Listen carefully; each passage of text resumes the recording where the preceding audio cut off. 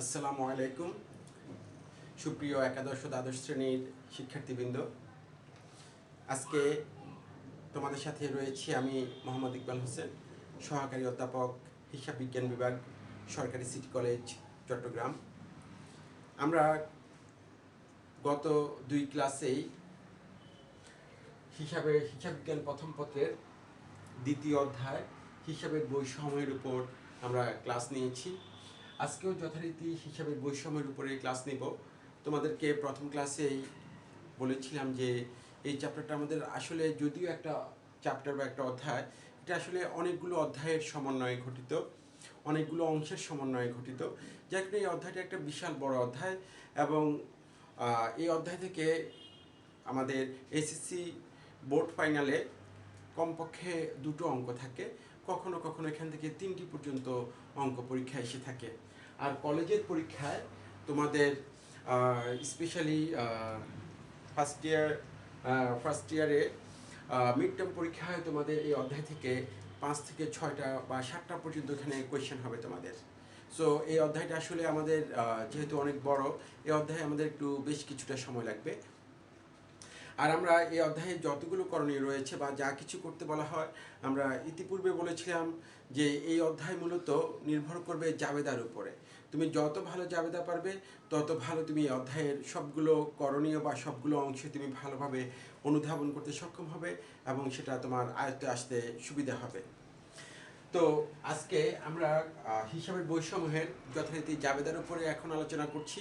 আজকে স্পেশালি কোনো নির্দিষ্ট নিয়ম বা পদ্ধতির উপরে না গিয়ে আমরা মূলত এখন কয়েকটি গুরুত্বপূর্ণ জাবেদা দাখিলা নিয়ে আলোচনা করব। এই কয়েকটি গুরুত্বপূর্ণ জাবেদা দাখিলার মধ্যে প্রথমে আমি সিলেক্ট করেছি, তোমরা বোর্ডের দিকে খেয়াল করো। ধরো 1 নম্বর লিখছি আমি 5% বাট্রায়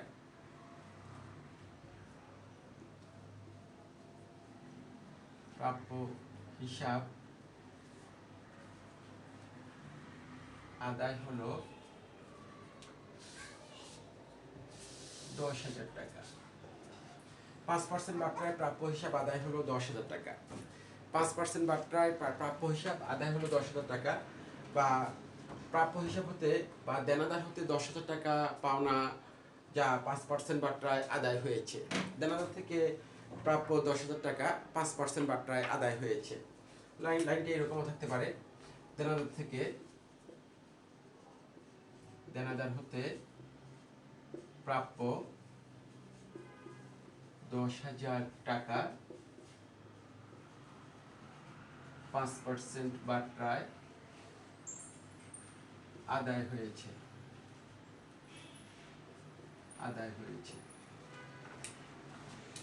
দেনাদার হতে প্রাপ্য 10,000 টাকা 5% বাট্রায় আদায় হয়েছে। 5% বাট্রায় প্রাপ্য হিসাব আদায় হলো 10,000 টাকা, অথবা দেনাদার হতে প্রাপ্য 10,000 টাকা 5% বাট্রায় আদায় হয়েছে। আমরা যখন দেনাদার থেকে টাকা আদায় করি, মানে টাকাটা পাই, টাকা আমাদের কাছে আসে, আমরা বলি নগদান হিসাব ডেবিট। নগদ টাকা আসছে, নগদান হিসাব ডেবিট। আর প্রাপ্য হিসাব ক্রেডিট। বাট্রার কথা আপাতত তুমি ভুলে যাও। নগদান হিসাব ডেবিট, প্রাপ্য হিসাব ক্রেডিট। বাট্রার কথা আপাতত তুমি ভুলে যাও। আমরা প্রাপ্য হিসাব থেকে টাকা আদায় করেছি বা দেনাদার থেকে টাকা আদায় করেছি। আমার জাবেদাটা হচ্ছে নগদান হিসাব ডেবিট, প্রাপ্য হিসাব ক্রেডিট। নগদান হিসাব ডেবিট, প্রাপ্য হিসাব ক্রেডিট। প্রাপ্য হিসাব থেকে কত টাকা পাওয়ার কথা আমার? 10,000 টাকা পাওয়ার কথা। তাহলে প্রাপ্য হিসাব ক্রেডিট হচ্ছে 10,000 টাকা। প্রাপ্য হিসাব ক্রেডিট হচ্ছে 10,000 টাকা। তাহলে এখন আমরা যদি 5% বাট্রা দিয়ে দিই, ছাড় দিয়ে দিই, বাট্রা মানে টাকা ছেড়ে দেওয়া, তাহলে আমরা যদি 5% বাট্রা দিই বা টাকা ওদেরকে ছেড়ে দিই, 10,000 টাকার 5% হচ্ছে 500 টাকা। তাহলে 500 টাকা ছেড়ে দিলে আমাদের কাছে আসছে 9,500 টাকা। তাহলে কত কম আছে? 500 টাকা আমরা কম পেয়েছি, 500 টাকা আমরা ছেড়ে দিয়েছি। এই 500 টাকা নামে হচ্ছে বাট্রা, আর এই বাট্রার নাম হচ্ছে প্রদত্ত বাট্রা। প্রদত্ত বাট্রা হিসাব ডেবিট। প্রদত্ত বাট্রা হিসাব ডেবিট। তাহলে আমরা যখন প্রাপ্য হিসাব থেকে টাকা আদায় করব, আমরা দেখছি আমরা প্রথমে বাট্টার কথা আমরা চিন্তা করব না, বাট্টার কথা চিন্তা করবো না, তুমি বাট্টা বাদ দিয়ে চিন্তা করো। আমি প্রাপ্য হিসাব থেকে টাকা পেয়েছি, আমাদের কাছে নগদ টাকা এসেছে, নগদান হিসাব ডেবিট, আর প্রাপ্য হিসাব থেকে টাকা পেয়েছি, প্রাপ্য হিসাব ক্রেডিট। তুমি সিম্পলি খেয়াল রাখবে, আমরা প্রাপ্য হিসাব থেকে টাকা আদায় করেছি, তাহলে টাকা আমাদের কাছে এসেছে, টাকা ডেবিট মানে নগদান হিসাব ডেবিট, প্রাপ্য হিসাব ক্রেডিট। তুমি শুধু খেয়াল রাখবে নগদ যেই দিকে থাকবে বাট্টা সেই দিকে থাকবে, এটা বুঝার জন্য বলতেছি, এটা কোনো নিয়ম নয়, এটা তোমাকে মনে রাখার জন্য বা বুঝার জন্য বলছি, এটা হিসাব বিজ্ঞানের কোনো নিয়ম নয়। যে তুমি খেয়াল রাখবে নগদ যেই দিকে থাকবে বাট্টা সেই দিকে থাকবে, নগদ যদি ডেবিটে থাকে বাট্টা ডেবিট, নগদ যদি ক্রেডিট থাকে বাট্টা ক্রেডিট, নগদ যেই দিকে থাকবে বাট্টা সেই দিকে থাকবে। তাহলে এখানে আমার নগদ ডেবিট, এই জন্য বাট্টা ডেবিট, এটা বুঝার জন্য বলছি, এটা হিসাব বিজ্ঞানের কোনো নিয়ম নয়। আর নিয়মটা কি?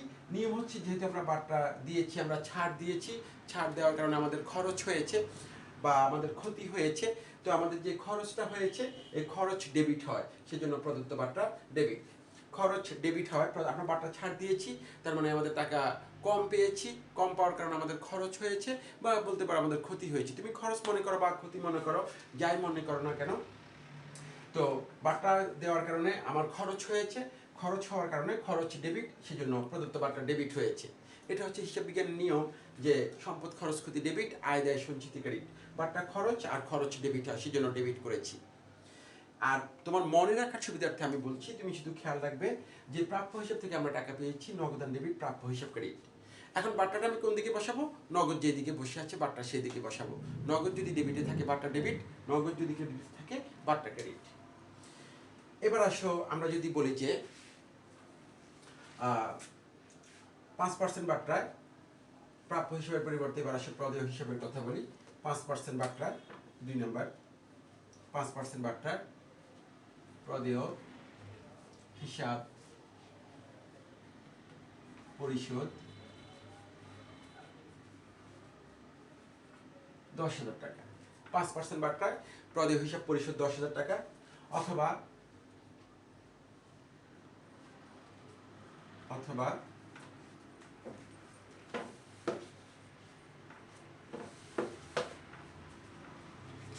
পাওনাদারকে প্রদেয় 10,000 টাকা 5% বাট্টায় পরিশোধ করা হলো,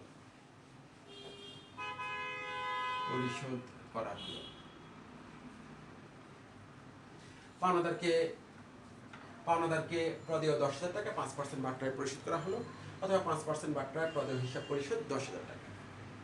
তাহলে আমরা এখন টাকা পরিশোধ করেছি, কাকে পরিশোধ করেছি? পাওনাদারকে পরিশোধ করেছি। পাওনাদার নাম হচ্ছে প্রদেয় হিসাব। আমরা পরিশোধ করেছি, টাকা আসছে না চলে গেছে? টাকা চলে গেছে। তোমাদেরকে প্রথম ক্লাসে বলেছিলাম কারবারে যা কিছু আসে ডেবিট, কারবার থেকে যা কিছু চলে যায় ক্রেডিট। তাহলে টাকা চলে গেছে, তাহলে যেহেতু চলে গিয়েছে তাহলে টাকাটা ক্রেডিট, মানে নগদান হিসাব ক্রেডিট। কাকে পরিশোধ করেছি? পাওনাদারকে পরিশোধ করেছি, তাহলে পাওনাদার ডেবিট। তাহলে আমরা বলছি পাওনাদার বা প্রদেয় হিসাব ডেবিট, প্রদেয় হিসাব ডেবিট, আর নগদান হিসাব ক্রেডিট। নগদান হিসাব ক্রেডিট, প্রদেয় হিসাব ডেবিট, নগদান হিসাব ক্রেডিট। তুমি সিম্পলি খেয়াল রাখবে, তুমি পাওনাদারকে পরিশোধ করেছো, প্রদেয় হিসাব ডেবিট, নগদান হিসাব ক্রেডিট। এখন একটু আগে বলেছিলাম তোমাদেরকে, তুমি শুধু খেয়াল রাখবে, এটা বুঝার জন্য বলছি তোমাদেরকে, এটা কোনো নিয়ম নয়, বারবার বলছি এটা কোনো নিয়ম নয়, বুঝার জন্য বলছি যে নগদ যেই দিকে থাকবে বাট্টা সেদিকে থাকবে। তাহলে নগদ কোন দিকে আছে? ক্রেডিটে আছে, তাহলে বাট্টাও ক্রেডিটে বসবে। আর ক্রেডিটে যে বাট্টা বসে সেটার নাম হচ্ছে প্রাপ্ত বাট্টা, প্রাপ্ত বাট্টা হিসাব ক্রেডিট। পাওনাদারকে আমরা কত টাকা পরিশোধ করার কথা? 10,000 টাকা। তারা আমাদেরকে ছাড় দিয়েছে, কতটুকু ছাড় দিয়েছে? 5% ছাড় দিয়েছে। 10,000 টাকার 5% হচ্ছে 500 টাকা। তাহলে ওরা যদি আমাদেরকে 500 টাকা ছাড় দেয়, তাহলে আমাদেরকে পরিশোধ করতে হবে 9,500 টাকা। আমাদেরকে পরিশোধ করতে হচ্ছে 9,500 টাকা। তাহলে আমরা যদি এরকম পাওনাদারকে পরিশোধ করি, তুমি সিম্পলি খেয়াল রাখবে প্রদেয় হিসাব ডেবিট, নগদান ক্রেডিট। আর নগদ যেদিকে থাকে বাট্টা সেদিকে বসিয়ে দিবে, নগদ ক্রেডিট তাহলে বাট্টা ক্রেডিট। আর ক্রেডিটে যে বাট্টা বসে সেটা সেটা প্রাপ্ত বাট্টা। এখন খেয়াল করো, হিসাব বিজ্ঞানের দৃষ্টিকোণ থেকে এই প্রাপ্ত বাট্টাটা হচ্ছে আয়। যেহেতু আমি কম পরিশোধ করতে পেরেছি, কম পরিশোধ করে আমি বাঁচতে পেরেছি, আমি সারতে পেরেছি কম পরিশোধ করে, টাকাটা আমার কম লেগেছে, কম খরচ হয়েছে, তাহলে টাকাটা আমার আলটিমেটলি আয় হয়েছে। কারণ ওকে যদি 10,000 টাকা দিতে হতো তাহলে তো আমার 10,000 টাকায় চলে যেত, এখন আমি 500 টাকা কম দিয়েই সারতে পেরেছি, তাহলে 500 টাকা আমার আয় হয়েছে। আর হিসাব বিজ্ঞানে আয় ক্রেডিট হয়, সেই জন্য প্রাপ্ত বার্তা ক্রেডিট, বার্তা পেয়েছি, আয় হয়েছে, তাহলে আয় ক্রেডিট। আশা করছি এই পাওনাদার থেকে পাওনাদারকে টাকা পরিশোধ এবং দেনাদার থেকে টাকা প্রাপ্তি, এগুলো যদি সাধারণভাবে থাকে অথবা বার্তা সহকারে থাকে, এটা নিয়ে তোমাদের আর অসুবিধা হবে না। এবার মূলত যে জিনিসটা দেখাতে চাচ্ছি সেটা একটু বোর্ডের দিকে খেয়াল করো। এই জিনিসটা হচ্ছে খুব গুরুত্বপূর্ণ, যেখানে স্টুডেন্টরা ম্যাক্সিমাম ক্ষেত্রে ভুল করে। এটা সবচেয়ে গুরুত্বপূর্ণ, তোমরা বোর্ডের দিকে খেয়াল করো। এটা ম্যাক্সিমাম স্টুডেন্ট ভুল করে এবং ঠিক বুঝিয়ে উঠতে পারে না যে আসলে কি করা উচিত। বোর্ডের দিকে খেয়াল করো। 3 নাম্বার, 5% বার্তা বাদে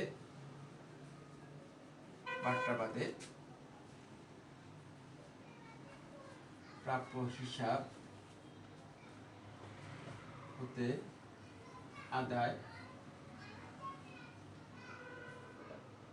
ধরো 9,500 টাকা। 5% বার্তা বাদে প্রাপ্য হিসাব হতে আদায় 9,500 টাকা। অথবা ধরো প্রাপ্য হিসাব থেকে প্রাপ্য হিসাব হতে প্রাপ্তি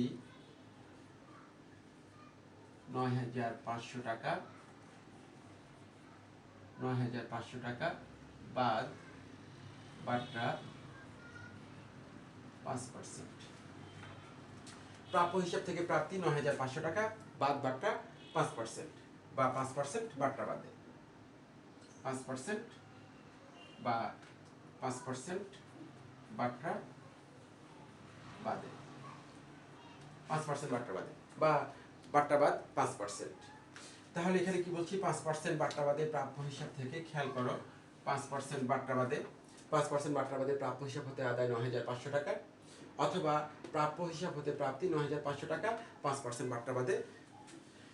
এক্ষেত্রে এই যে আমরা বলছি 5% বার্তা বাদে প্রাপ্য হিসাব হতে আদায় 9,500 টাকা, মানে প্রাপ্য হিসাব থেকে আমরা 9,500 টাকা আদায় করেছি 5% বার্তা বাদ দেওয়ার পরে, অথবা প্রাপ্য হিসাব থেকে প্রাপ্তি 9,500 টাকা, আমরা প্রাপ্য হিসাব থেকে 9,500 টাকা পেয়েছি 5% বার্তা বাদে। এক্ষেত্রে তোমার কি মনে হয় এই বার্তাটা 9,500 টাকার ভিতরে আছে নাকি নেই? বা এক্ষেত্রে কি মনে হয় এই বার্তাটা 9,500 টাকার ভিতরে আছে নাকি নেই? না, এই 5% বার্তা 9,500 টাকার ভিতরে নেই।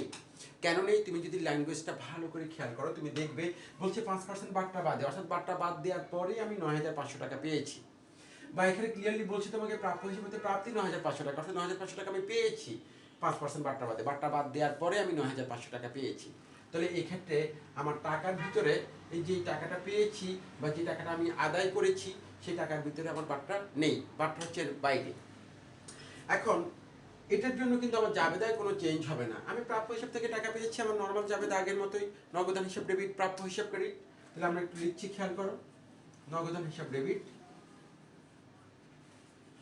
নগদান হিসাব ডেবিট, আর প্রাপ্য হিসাব ক্রেডিট। নগদান হিসাব ডেবিট, প্রাপ্য হিসাব ক্রেডিট। নগদ ডেবিটে তাহলে বার্তা আমরা ডেবিটে বসিয়ে দিব, প্রদত্ত বার্তা হিসাব ডেবিট। এখন মনোযোগ দিয়ে খেয়াল করো, আমরা কত টাকা পেয়েছি? 9,500 টাকা। তাহলে নগদান হিসাব ডেবিট 9,500। তাহলে এখন বার্তা কত টাকা? বার্তা বলছি 9,500 টাকার ভিতরে নেই, কারণ বার্তা বাদ দেওয়ার পরে আমরা টাকাটা পেয়েছি, তাহলে বার্তাটার ভিতরে নেই, তাহলে বার্তাটা এর বাইরে। অর্থাৎ 5% মানে হচ্ছে 5% বাদ মানে হচ্ছে 100 টাকার মধ্যে আমরা 5 টাকা ছাড় দিয়ে দিয়েছি। তাহলে 100 টাকা যদি 5 টাকা ছাড় দিয়ে দিই তাহলে আমরা পেয়েছি কত? 95 টাকা পেয়েছি। 5% বার্তা মানে হচ্ছে 100 টাকার মধ্যে 5 টাকা ছাড় বাদ দিয়ে দিয়েছি, তাহলে আমরা পেয়েছি 95 টাকা। এখন যদি আমরা ঐকিক নিয়ম আকারে বলি, যদি আমরা এখন বলি যে 95 টাকা যখন আমরা পাই তখন বার্তা হচ্ছে 5 টাকা, সুতরাং 1 টাকা পাওয়া গেলে বার্তা হচ্ছে 95 ভাগে 5 টাকা, সুতরাং 9,500 টাকা পাওয়া গেলে বার্তা হচ্ছে 95/5 ইন্টু 9500, এটা হচ্ছে বাট্টার পরিমাণ ঐকিক নিয়ম আকারে বললে। আমরা 5% ছাড় দিয়ে দিয়েছি, তাহলে 5% মানে 100 টাকায় 5 টাকা ছাড় দিয়েছি। 100 টাকা যদি আমরা 5 টাকা ছেড়ে দিই তাহলে আমরা পেয়েছি 95 টাকা। তাহলে আমরা যদি এখন ঐকিক নিয়ম আকারে বলি, তাহলে আমরা যখন 95 টাকা পাই তখন আমরা বাট্টা বাবদ ছাড় দিই 5 টাকা। তাহলে 1 টাকায় কত, আর 9500 টাকায় কত টাকা বাট্টা ছাড় দিলাম। তাহলে আমরা এখানে একটু এটা দেখিয়ে দিচ্ছি। 95 টাকা পাওয়া গেলে বাট্টার 5 টাকা, 1 টাকায় কত, 9500 টাকায় কত। তাহলে তুমি এটা দেখবে বাট্টার পরিমাণ হচ্ছে 500 টাকা। তাহলে নগদে পেয়েছি 9500, ছাড় দিয়েছি 500, তাহলে আমার প্রাপ্য হিসাব কত টাকা ছিল? প্রাপ্য হিসাব ছিল 10,000 টাকা।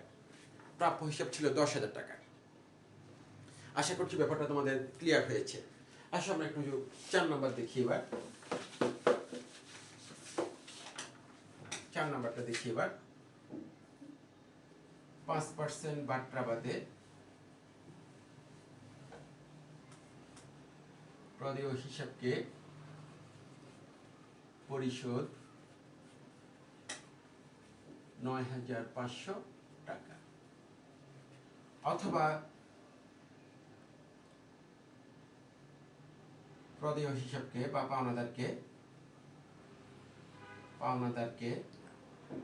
পরিশোধ করা হলো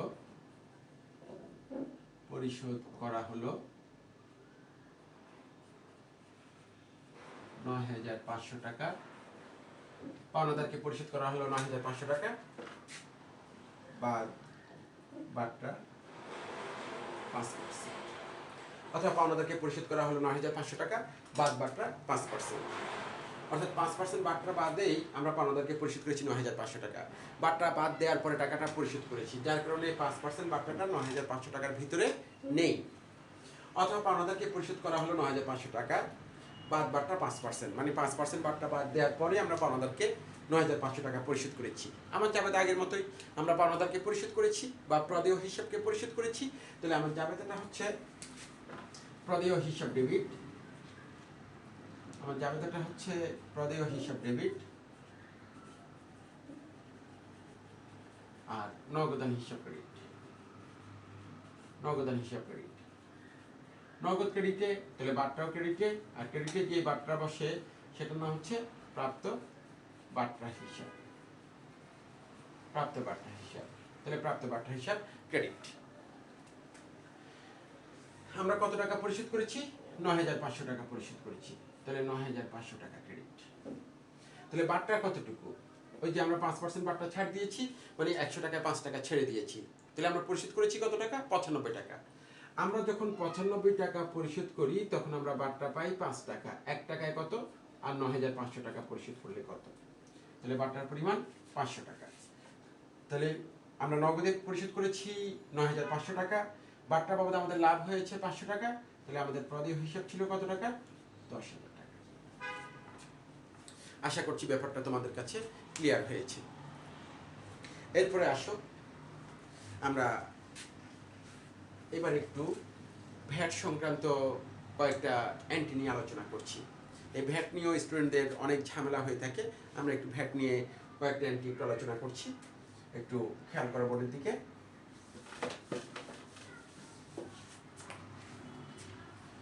আমরা যখন ভ্যাটের হিসাব করতে যাব তখন খেয়াল রাখতে হবে, গত ক্লাসে যেটা তোমাদেরকে বলেছিলাম বা তার আগের ক্লাসে যেটা তোমাদেরকে বলেছিলাম, যে প্রতিষ্ঠান যা কিছু ক্রয় করে বা যা কিছু বিক্রয় করে, এই ক্রয় বা বিক্রয় দুই অংশে বিভক্ত। প্রতিষ্ঠান যা কিছুই ক্রয় করুক বা যা কিছুই বিক্রয় করুক, এই ক্রয় বা বিক্রয় দুই অংশে বিভক্ত। এই ক্রয় বা বিক্রয় দুই অংশে বিভক্ত। একটা হচ্ছে হয় সে পণ্য ক্রয় বা বিক্রয় করবে, না হলে সে সম্পদ ক্রয় বা বিক্রয় করবে।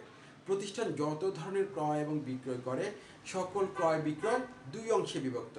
হয় সে পণ্য ক্রয় বিক্রয় করবে, না হলে সে সম্পদ ক্রয় বিক্রয় করবে। এখন ভ্যাটের ক্ষেত্রে ব্যাপারটা হচ্ছে শুধুমাত্র পণ্য ক্রয় বিক্রয়ের ভ্যাটকেই আলাদা করে দেখাতে হবে, শুধুমাত্র পণ্য ক্রয় বিক্রয়ের ভ্যাটকে আলাদা করে দেখাতে হবে। সম্পদ বা খরচের ভ্যাটকে আলাদা করে দেখানো যাবে না। ভালো করে খেয়াল করো, আমরা কোন ভ্যাটকে আলাদা করে দেখাবো? আমরা পণ্য ক্রয় বিক্রয়ের ভ্যাটকে আলাদা করে দেখাবো। কোনোভাবেই বা কোনো অবস্থায় সম্পদ ক্রয় বিক্রয়ের ভ্যাটকে বা কোনো খরচের ভ্যাটকে আলাদা করে দেখানো যাবে না। আমরা ভ্যাট আলাদা করে দেখাবো কাকে?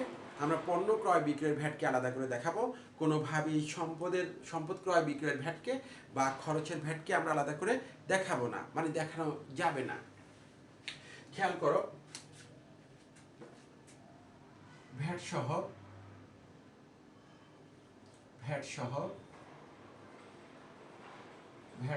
পণ্য ক্রয়, ভ্যাট সহ পণ্য ক্রয় 10,000 টাকা। ভ্যাট সহ পণ্য ক্রয় 10,000 টাকা।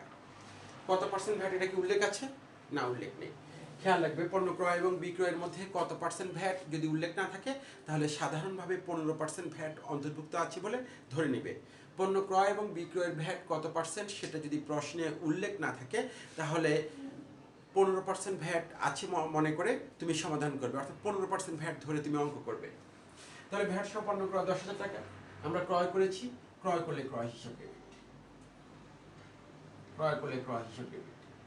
ক্রয় যেই দিকে থাকবে ভ্যাটও সেই দিকে থাকবে। ক্রয় ডেবিট, তাহলে ভ্যাটও ডেবিট, ভ্যাট চলতি হিসাব ডেবিট, ভ্যাট চলতি হিসাব ডেবিট, ক্রয় হিসাব ডেবিট, ভ্যাট চলতি হিসাব ডেবিট। তাহলে নগদান হিসাব ক্রেডিট, নগদান হিসাব ক্রেডিট। গত ক্লাসে তোমাদেরকে বলেছিলাম বা তারও আগে ক্লাসে তোমাদেরকে বলেছিলাম, আমার ক্রয় বা বিক্রয় নগদে নাকি ধারে সংঘটিত হয়েছে সেটা যদি প্রশ্নে উল্লেখ না থাকে, তাহলে ধরে নিবে লেনদেনটা নগদে হয়েছে। যেহেতু আমরা এখানে নগদে ক্রয় করেছি নাকি ধারে ক্রয় করেছি কিছুই উল্লেখ নেই, বা কোনো প্রতিষ্ঠানের নাম উল্লেখ নেই, বা কার কাছ থেকে ক্রয় করেছি তার নাম উল্লেখ নেই, তাহলে আমরা ধরে নিচ্ছি যে এই ক্রয়টা আমরা নগদে করেছি। তাহলে আমার জাবেদা হচ্ছে, আমার নর্মাল জাবেদা হচ্ছে ক্রয় করলে ক্রয় হিসাব ডেবিট, নগদান হিসাব ক্রেডিট। এবার তুমি খেয়াল রাখবে, ক্রয় যেদিকে থাকবে ভ্যাট সেদিকে থাকবে। ক্রয় ডেবিটে আছে, তাহলে ভ্যাটও ডেবিট। এটা হচ্ছে সহজে মনে রাখার জন্য বলছি, এটা সহজে মনে রাখার জন্য এই সিস্টেমটা বলছি তোমাদেরকে। তাহলে আমরা ভ্যাট সহ পণ্য ক্রয় করেছি 10,000 টাকা, তার মানে হচ্ছে আমার নগদে 10,000 টাকা আমার পকেট থেকে চলে গিয়েছে, আমাকে 10,000 টাকা পরিশোধ করতে হয়েছে। তাহলে নগদান হিসাব হচ্ছে 10,000 টাকা, নগদ 10,000 টাকা চলে গেছে। ভ্যাট সহ মানে এই যে 10,000 টাকার ভিতরে আমার ভ্যাট অন্তর্ভুক্ত আছে। কত পার্সেন্ট ভ্যাট অন্তর্ভুক্ত আছে? 15% ভ্যাট অন্তর্ভুক্ত আছে। তার মানে আমি যদি একটা জিনিস 100 টাকা দিয়ে ক্রয় করি, আমাকে 15 টাকা ভ্যাট দিতে হয়েছে, তাহলে ভ্যাট সহ আমার ক্রয়ের পরিমাণ হচ্ছে 115 টাকা। তার মানে আমরা একটা জিনিস যদি 100 টাকা দিয়ে ক্রয় করি, তাহলে আমাকে কত টাকা ভ্যাট দিতে হয়েছে? 15 টাকা ভ্যাট দিতে হয়েছে। তাহলে ভ্যাট সহ আমাকে কত টাকা পরিশোধ করতে হয়েছে? 115 টাকা পরিশোধ করতে হয়েছে, মানে ভ্যাট সহ ক্রয় 115 টাকা। এখন যদি আমরা ঐকিক নিয়ম আকারে বলি যে ভ্যাট সহ ক্রয় 115 টাকা হলে ভ্যাট হচ্ছে 15 টাকা, ভ্যাট সহ ক্রয় 115 টাকা হলে ভ্যাট 15 টাকা। সুতরাং ভ্যাট সহ ক্রয় 1 টাকা হলে ভ্যাটের পরিমাণ হচ্ছে 115 ভাগের 15। সুতরাং ভ্যাট সহ ক্রয় 10,000 টাকা হলে 10,000 টাকা হলে ভ্যাটের পরিমাণ হচ্ছে 115 ভাগের 15 ইন্টু 10,000, 115 ভাগের 15 ইন্টু 10,000। ভ্যাট সহ ক্রয় 115 টাকা হলে ভ্যাট 15 টাকা, 1 টাকা হলে কত? 10,000 টাকা হলে কত? এখন আমরা জাবেদাতে আর এত ঐকিক নিয়ম দেখাতে পারবো না, তো আমরা কি করব, এখানে জাস্ট ব্র্যাকেটের মধ্যে জিনিসটা দেখিয়ে দিব। ব্র্যাকেটের মধ্যে দেখিয়ে দিব 115 ভাগের 15 ইন্টু 10,000, 115 ভাগের 15 ইন্টু 10,000। ভ্যাটের পরিমাণটা হিসাব করতে হবে, তাহলে কত আসে এটা। আচ্ছা, আমরা এটা একটু চেঞ্জ করে দিই, 11,500 করে দিই এটা, 11,500, 11,500 করে দিই, 11,500, 11,500। তাহলে আমার ভ্যাটের পরিমাণ হচ্ছে 1,500 টাকা, ভ্যাটের পরিমাণ হচ্ছে 1,500 টাকা। তাহলে আমি নগদে দিয়েছি মোট 11,500 টাকা, এর মধ্যে ভ্যাট 1,500 টাকা, তাহলে আমি ক্রয় করেছি 10,000 টাকার পণ্য, আমি ক্রয় করেছি 10,000 টাকার পণ্য। তাহলে ভ্যাট সহ পণ্য ক্রয় যখন তোমাকে বলবে, আমরা বলছি ভ্যাট, যখন তোমাকে ভ্যাট সহ কোনো অ্যান্টি থাকবে, তুমি দেখবে যে জিনিসটা পণ্য নাকি সম্পদ। আমরা বলছি পণ্য ক্রয় এবং পণ্য বিক্রয়ের ভ্যাটকে আলাদা করে দেখাতে হয় বা দেখাতে হবে। সম্পদের ভ্যাট এবং খরচের ভ্যাটকে আলাদা করা যাবে না এরকম। তাহলে আমরা ভ্যাট সহ পণ্য ক্রয়, ক্রয়ের ক্ষেত্রে ভ্যাট, আমরা এই ভ্যাটটাকে আলাদা করে দেখিয়েছি। এখন তুমি যদি খেয়াল করো, ভ্যাট সহ পণ্য ক্রয় 11,500 টাকা, অর্থাৎ এই 11,500 টাকার ভিতরে আমার ভ্যাট অন্তর্ভুক্ত আছে। মোট আমার পকেট থেকে 11,500 টাকা চলে গিয়েছে। তোমাকে বলেছি বা তোমাদেরকে বলছি ইতিমধ্যে যে তুমি ভ্যাট নিয়ে কোনো চিন্তা করবে না। তুমি ক্রয় করেছো আগে, তুমি সিম্পলি যাবটা চিন্তা করো, ক্রয় করেছো, ক্রয় হিসাব ডেবিট, নগদান হিসাব ক্রেডিট। এখন ক্রয় কোন দিকে আছে? ক্রয় ডেবিটে আছে, তাহলে ভ্যাট ডেবিট। ক্রয় যেদিকে থাকবে ভ্যাটও সেই দিকে থাকবে। ক্রয় ডেবিটে আছে তাহলে ভ্যাট চলতি হিসাবও ডেবিট। ওকে, এবার খেয়াল করো, ভ্যাট সহ পণ্য বিক্রয়, ভ্যাট সহ পণ্য বিক্রয় 11,500 টাকা বিক্রয় করেছি। তাহলে বিক্রি করলে বিক্রয় নর্মাল চাবেদা, নগদ টাকা আমার কাছে এসেছে, নগদান ডেবিট। আর টাকাটা কোথায় থেকে এসেছে? বিক্রয় থেকে এসেছে, বিক্রয় হিসাব ক্রেডিট। তাহলে আমার সিম্পলি চাবেদা হচ্ছে নগদান হিসাব ডেবিট, নগদান হিসাব ডেবিট, বিক্রয় হিসাব ক্রেডিট, নগদান হিসাব ডেবিট, বিক্রয় হিসাব ক্রেডিট, নগদান হিসাব ডেবিট, বিক্রয় হিসাব ক্রেডিট। ভ্যাট নিয়ে তোমার চিন্তা করার দরকার না, তুমি বিক্রয় করেছো, নর্মাল যাবেদা তুমি চিন্তা করো। নগদান ডেবিট, বিক্রয় ক্রেডিট, নগদ টাকা এসেছে, নগদান ডেবিট, টাকাটা কোথা থেকে এসেছে? বিক্রয় থেকে এসেছে, বিক্রয় হিসাব ক্রেডিট। তাহলে বিক্রয় ক্রেডিটে রয়েছে, বিক্রয় যেদিকে থাকবে ভ্যাট সেই দিকে থাকবে। বিক্রয় ক্রেডিটে আছে তাহলে ভ্যাট চলতি হিসাব ক্রেডিট, ভ্যাট চলতি হিসাব ক্রেডিট, ভ্যাট চলতি হিসাব ক্রেডিট। ক্রয় এবং বিক্রয় যেদিকে থাকবে ভ্যাট সেই দিকে থাকবে, ক্রয় ডেবিট, ভ্যাট ডেবিট, বিক্রয় ক্রেডিট, ভ্যাট ক্রেডিট। তাহলে এখন আসো, আমরা কত টাকা ভ্যাট সহ পণ্য বিক্রি করেছি? 11,500 টাকা, মানে আমাদের কাছে 11,500 টাকা এসেছে। এখানের মধ্যে ভ্যাট আছে কতটুকু? ভ্যাটের পরিমাণ হচ্ছে, আমরা একটু আগে দেখিয়েছিলাম, ভ্যাটটার ভিতরে আছে 100 টাকা। যদি আমি বিক্রি করি ওখানে আমি 15 টাকা ভ্যাট পেয়েছি, তাহলে ভ্যাট সহ আমি বিক্রি করেছি 115 টাকা। ভ্যাট সহ বিক্রয় 115 টাকা হলে ভ্যাট হচ্ছে 15 টাকা, 1 টাকা হলে কত? আর 11,500 টাকা হলে কত? ভ্যাটের পরিমাণ হচ্ছে 1500 টাকা। তাহলে বিক্রয়ের পরিমাণ হচ্ছে আমার 10,000 টাকা। 11,500 টাকার মধ্যে ভ্যাট হচ্ছে 1500 টাকা, তাহলে 11,500 টাকা থেকে ভ্যাট 1500 টাকা চলে গেলে আমার বিক্রয়ের পরিমাণ হচ্ছে, আমার বিক্রয়ের পরিমাণ হচ্ছে 10,000 টাকা। আশা করছি বুঝতে পেরেছো। তাহলে ভ্যাটের ক্ষেত্রে কি আমরা কোন ভ্যাটকে আলাদা করব? পণ্য ক্রয় এবং পণ্য বিক্রয়ের ভ্যাটকে আলাদা করে দেখাবো। এবং সেক্ষেত্রে আমরা বলছি ভ্যাট যদি ভিতরে অন্তর্ভুক্ত থাকে তাহলে হিসাব করার নিয়ম হচ্ছে 115/15। ভ্যাট ভিতরে আছে কিনা তুমি দেখবে যে ভ্যাট সহ পণ্য ক্রয় বা ভ্যাট সহ পণ্য বিক্রয় বলেছি কিনা, অথবা পণ্য বিক্রয় 11,500 টাকা যার মধ্যে 15% ভ্যাট অন্তর্ভুক্ত আছে। যখন ভ্যাট ভিতরে অন্তর্ভুক্ত থাকবে তখন আমরা এইভাবে হিসাব করব। আর যদি ভ্যাট ভিতরে অন্তর্ভুক্ত না থাকে, যেমন আমাদেরকে বললো যে পণ্য বিক্রয়, পণ্য বিক্রয়, পণ্য বিক্রয় 10,000 টাকা যার উপর 15% ভ্যাট আদায় করা হয়েছে। পণ্য বিক্রয় 10,000 টাকা যার উপর 15% ভ্যাট আদায় করা হয়েছে। তোমার কি মনে হয় এখন কি ভ্যাট এর ভিতরে আছে? পণ্য বিক্রয় 10,000 টাকা যার উপর 15% ভ্যাট আদায় করা হয়েছে। আমরা পণ্য বিক্রি করেছি 10,000 টাকা যার উপর, মানে এই 10,000 টাকার উপর আমরা 15% ভ্যাট আদায় করেছি। এখন এই 15% ভ্যাট কি 10,000 টাকার ভিতরে আছে বলে মনে হয়? আছে নাকি নেই? কি মনে হয় তোমার? পণ্য বিক্রয় 10,000 টাকা যার উপর 15% ভ্যাট আদায় করেছি। আমি পণ্য বিক্রি করেছি 10,000 টাকা, এই 10,000 টাকার উপর আমি 15% ভ্যাট আদায় করেছি। তাহলে এই বিক্রয়ের ভিতরে কি ভ্যাট আছে? না, বিক্রয়ের ভিতরে ভ্যাট নেই এখন। তাহলে এখন আমার কি হবে? আমার জাবেদা আগের মতোই বিক্রি করেছি, নগদান ডেবিট, বিক্রয় ক্রেডিট, বিক্রয় ক্রেডিট আছে, তাহলে ভ্যাট চলতি হিসাব ক্রেডিট। কত টাকা বিক্রি করেছি বলছি? পণ্য বিক্রয় 10,000 টাকা, পণ্য বিক্রয় 10,000 টাকা। এর আগে ছিল ভ্যাট সহ পণ্য বিক্রয় 10,000 টাকা, মানে ওই 11,500 টাকা, অর্থাৎ ওই 11,500 টাকার ভিতরে ভ্যাট ছিল। আর এখানে তোমাকে কি ভ্যাট সহ বলেছে? না, ভ্যাট সহ বলেনি, শুধু বলছে পণ্য বিক্রয় 10,000 টাকা। তাহলে বিক্রয় 10,000 টাকা, বিক্রয় 10,000 টাকা যার উপর 15% ভ্যাট আদায় করা হয়েছে। অর্থাৎ 10,000 টাকার উপরে আমরা 15% ভ্যাট আদায় করেছি। তাহলে 10,000 টাকার উপরে যদি 15% ভ্যাট আদায় করি তাহলে আমরা ভ্যাট আদায় করেছি 1,500 টাকা। তাহলে মোট আমাদের কাছে নগদে এসেছে 11,500 টাকা। অর্থাৎ বিক্রয় থেকে 10,000, ভ্যাট থেকে 1,500, মোট আমাদের হাতে এসেছে 11,500 টাকা। তাহলে তুমি যখন পণ্য ভ্যাট সহ পণ্য ক্রয় বা ভ্যাট সহ পণ্য বিক্রয় দেখবে, তখন এই পণ্য ক্রয় বিক্রয়ের ক্ষেত্রে যদি ভ্যাট থাকে তুমি খেয়াল রাখবে যে ক্রয় বিক্রয়ের ভিতরে ভ্যাট অন্তর্ভুক্ত আছে কিনা। যদি ভিতরে, অর্থাৎ পণ্য ক্রয় এবং পণ্য বিক্রয়ের যে অ্যামাউন্টটা দেওয়া আছে ওই অ্যামাউন্টের ভিতরে যদি ভ্যাট থাকে তাহলে হিসাবটা হচ্ছে 115/15 ইন্টু তোমার ওই যত টাকা ভ্যাট সহ ক্রয় বা যত টাকা ভ্যাট সহ বিক্রয় সেটা বসাবে। আর যদি তোমার শুধু ক্রয় বা বিক্রয় দেওয়া থাকে এবং তারপরে যদি বলা থাকে যে এত পার্সেন্ট ভ্যাট আদায় করা হয়েছে, তাহলে জাস্ট ডাইরেক্ট পার্সেন্টেজ, যেমন 10,000 টাকার 15% ডাইরেক্ট 1500 টাকা।